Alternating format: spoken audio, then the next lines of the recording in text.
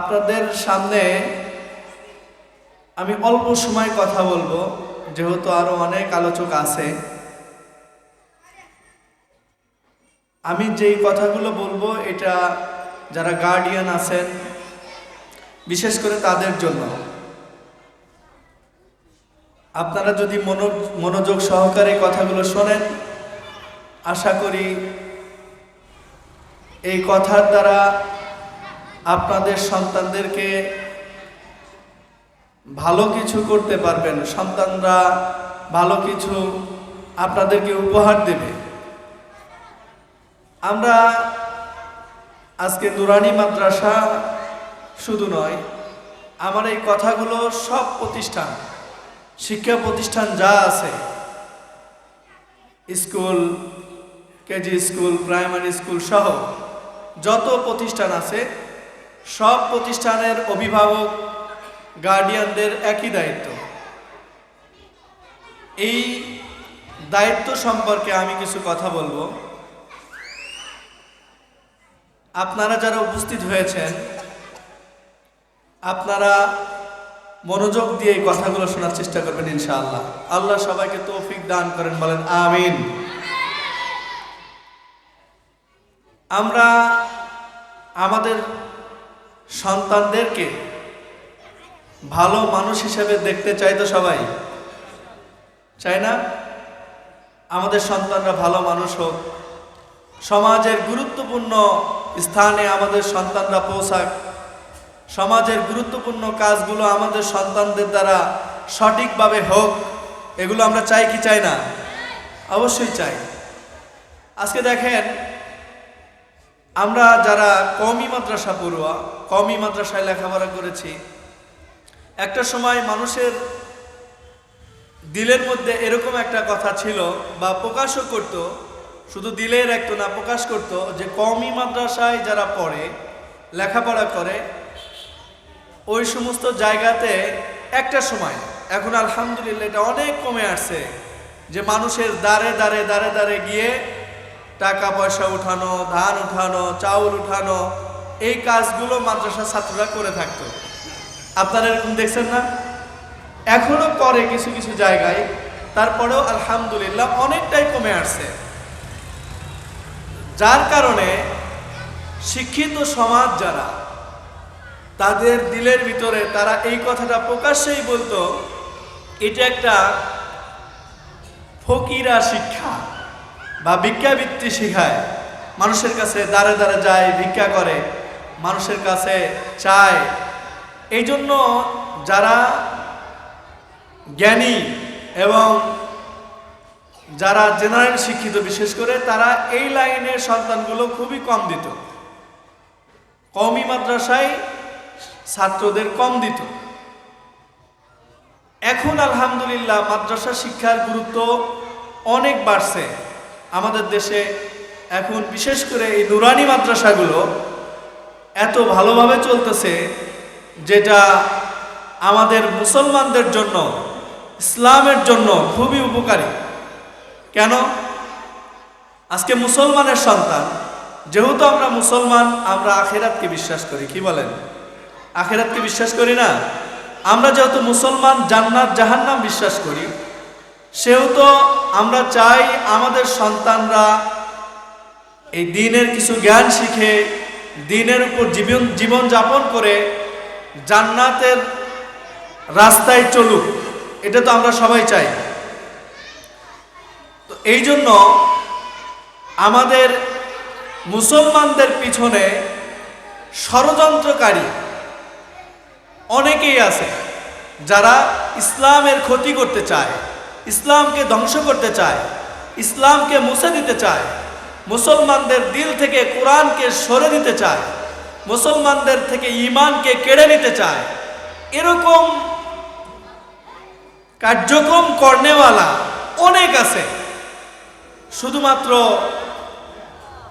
কোনো ধর্মগোষ্ঠী এই কাজ করে এরকম না, এমনভাবে ইসলামের বিপরীতে, ইসলামকে ধ্বংস করার জন্য এমনভাবে চক্রান্ত চলতেছে, তারা সম্মিলিতভাবে, যদি মনে করেন যে ধর্মীয়ভাবে তারা বিভিন্ন ধর্মাবলম্বীরা তারা চাইতেছে তাদের ধর্মকে স্বাবলম্বী করতে, যার ফলে বিভিন্ন সময় আজকে এই জামানায় মুসলমানকে হিন্দু করার জন্য, মুসলমানকে এই ধর্ম থেকে অন্য ধর্মে নেওয়ার জন্য বিভিন্ন প্রক্রিয়া কার্যক্রম কিন্তু চলতেছে, যেগুলো আমাদের সামনে মোবাইলের মাধ্যমে আমরা দেখতে পাই, ফেসবুকে বা বিভিন্ন ঘটনায় বিভিন্ন খবরে আমরা দেখতে পাই যে একটা মেয়ে একটা হিন্দু ছেলের সাথে সম্পর্ক করছে, করে তার সাথে বিবাহ বন্ধনে আবদ্ধ হয়েছে।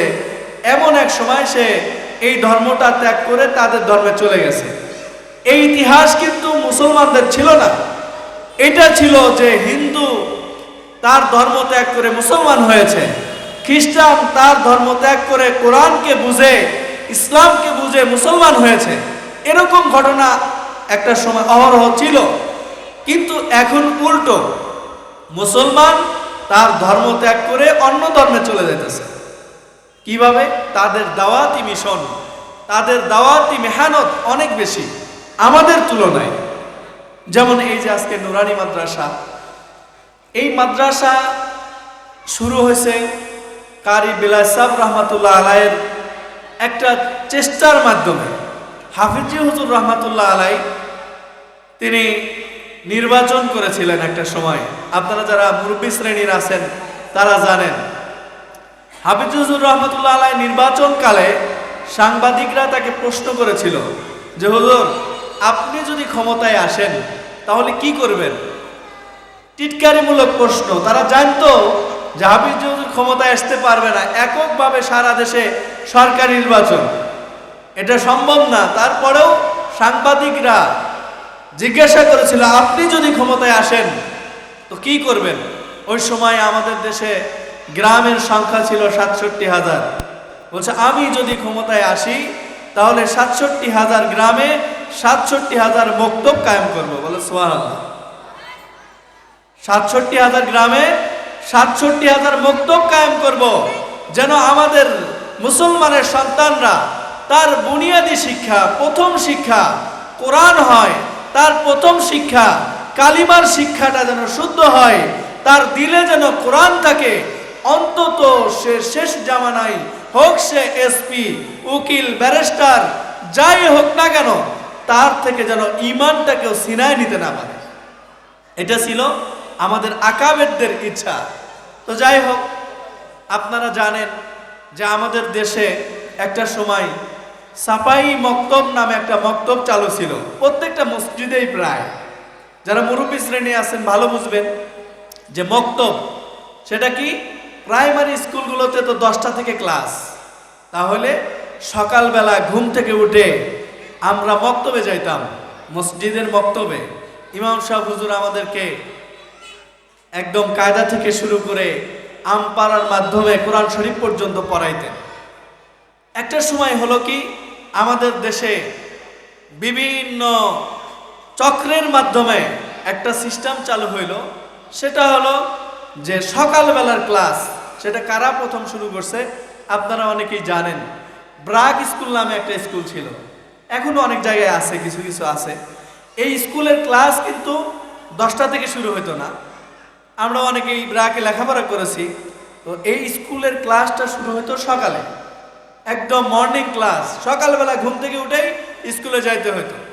আলহামদুলিল্লাহ ব্রাক স্কুলের লেখাপড়ার মান কিন্তু ভালো ছিল, ওই সময় অনেক ভালো লেখাপড়া হতো।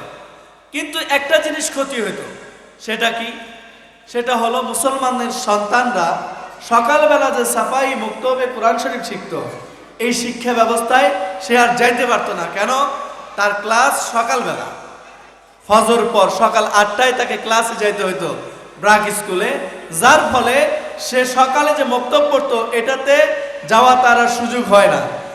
একটা পর্যায়ে ব্রাক স্কুলের লেখাপড়াটা এত ভালো, এই পড়াশোনাকে ফলো করে বিভিন্ন স্থানে কেজি স্কুল এর নামে অনেক কিন্ডারগার্টেন স্কুল আমাদের দেশে স্থাপিত হয়। তাদের লেখাপড়ার মান কিন্তু অনেক ভালো, খারাপ না, লেখাপড়ার মান অনেক ভালো।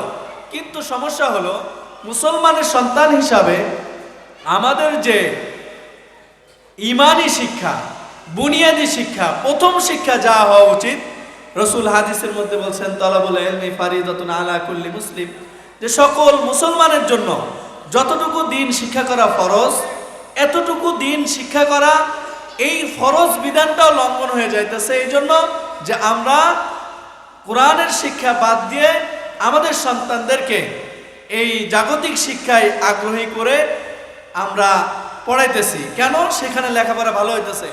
প্রাইমারি স্কুলগুলোতে লেখাপড়ার মান ভালো না হওয়ার কারণে দেখা যাইতেছে যে কিন্ডার গার্ডেনে লেখাপড়া ভালো, সেখানে ছাত্র দিবে, এটাই স্বাভাবিক।